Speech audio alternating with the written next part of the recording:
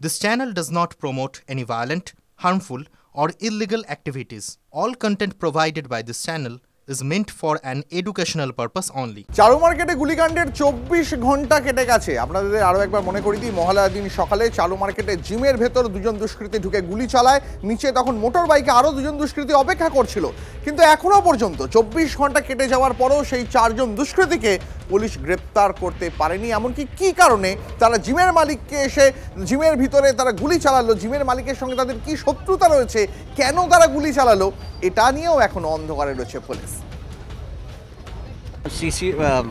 যে জিম আছে, জিমের ভিতরে কোনো সিসিটিভি ছিল না। অ্যান্ড কি গাইডলাইন আছে আর ওখানে অ্যাকচুয়ালি রাখা উচিত, মানে এটা তো সব জায়গায় আমরা চেষ্টা করি যাতে যত কমার্শিয়াল প্লেস বা এরকম যেখানে পাবলিক যাচ্ছে সিকিউরিটির ব্যাপার থাকে, সিসিটিভি হলে নিজেদের সুবিধা থাকে, প্লাস একটা ক্রাইমের ডিটারেন্স একটা থাকে।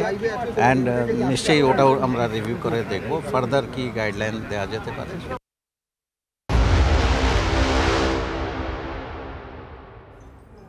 অবশেষে গুলশান কাণ্ডে যে মিনি ফিরোজ, যার কথা বারবার উঠে আসছিল, তাকে দিল্লি থেকে পুলিশ গ্রেপ্তার করেছে।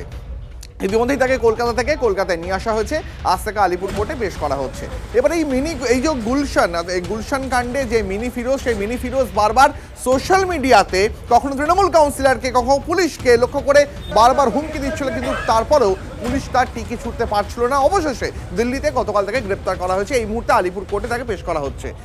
আজ কি হতে চলেছে আমরা কথা বলবো। আমাদের সহকর্মী সৌভিক আমাদের সঙ্গে রয়েছে। সৌভিক, যে মিনি ফিরোজের টিকি পুলিশ খুঁজে পাচ্ছিল না, বারবার যে সোশ্যাল মিডিয়ার অন্তরালে থেকে কখনো তৃণমূল কাউন্সিলরকে লক্ষ্য করে টিপ্পনি কাটছিল, কখনো পুলিশকে হুঁশিয়ারি দিচ্ছিল, অবশেষে পুলিশ তাকে জালে তুলতে পারলো। একদমই তাই। দেখো, কিছুক্ষণ আগে কিন্তু এই গুলশান কলোনির মূল যে অভিযুক্ত, যে ত্রাস বলা চলে এক কথায়, সেই মিনি ফিরোজকে কিন্তু কিছুক্ষণ আগে নিয়ে আসা হয়েছে। আজকে তাকে আলিপুর আদালতে তোলা হবে এবং যেটা সূত্র মারফত জানা যাচ্ছে যে পুলিশের তরফ থেকে কিন্তু তাকে ফুল টাইম নিজেদের হেফাজতে নিতে চায় পুলিশ, তাকে জিজ্ঞাসাবাদের প্রয়োজন রয়েছে। এবং আমরা বিগত দিনে দেখেছিলাম এই সোশ্যাল মিডিয়ায় কিন্তু পুলিশকে, যেমনটা তুমি বলছিলে, পুলিশকে উদ্দেশ্য করে, কাউন্সিলরকে উদ্দেশ্য করে বিভিন্ন রকমের টিপ্পনি হুমকি এগুলো দিয়ে আসছিল, কিন্তু পুলিশ কোনো রকম ভাবে তার টিকি খুঁজে পাচ্ছিল না। শেষমেশ গতকালকে দিল্লি থেকে তাকে অ্যারেস্ট করা হয় এবং আজ তাকে আলিপুর আদালতে তোলা হবে কিছুক্ষণের মধ্যেই, এবং তারপরে হিয়ারিং শুরু হবে। এবং যেটা সূত্র মারফত জানা যাচ্ছে পুলিশ নিজেদের হেফাজতে নিয়ে তাকে জিজ্ঞাসাবাদ করতে চায়। একেবারে অনেক ধন্যবাদ সৌভিক। এলাকার শান্তি চায়, কেন ডেভেলপমেন্ট তো হচ্ছে, খুব হচ্ছে।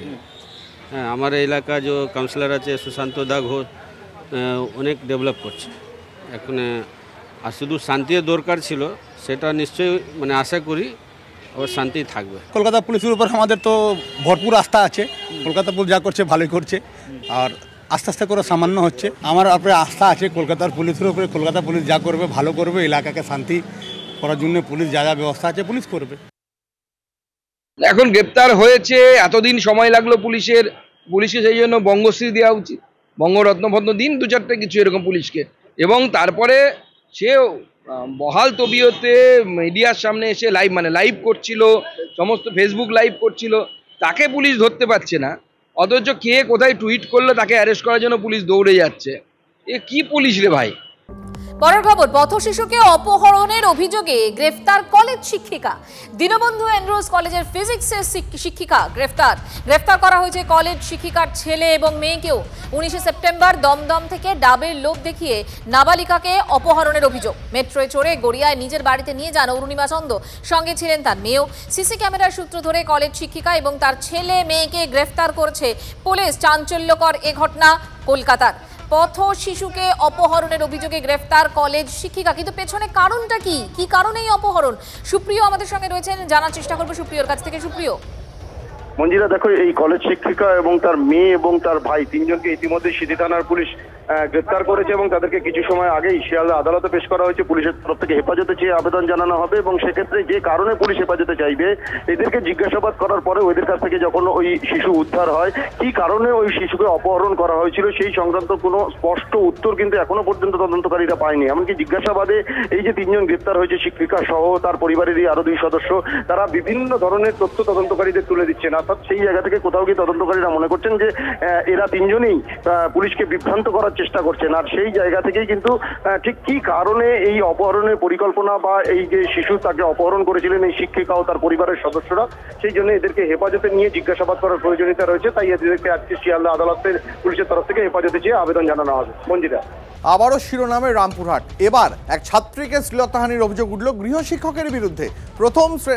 প্রথম বর্ষের এই ছাত্রী শ্লীলতাহানির অভিযোগ উঠেছে গৃহশিক্ষকের বিরুদ্ধে। ইতিমধ্যেই সেই শিক্ষককে তাকে ধরে তাকে মারধর করে পুলিশের হাতে তুলে দিয়েছেন স্থানীয়রা।